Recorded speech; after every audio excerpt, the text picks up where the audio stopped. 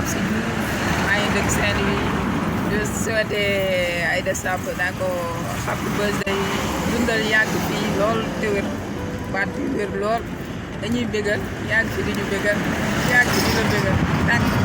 Asalaamaaleykum man la Koura Ba depuis Pikine di souhaité bon anniversaire ki nga xam ne dama naan kooku nekkul fans mag la xarit la référence la yaay la kooku mooy kan surtout série Aïda Samb bu jaaree ci traditionnel nga ne foofu la mu ne mu doxantu ci moderne nga ne gongo. Je dis joyeux anniversaire à Aïda Samb,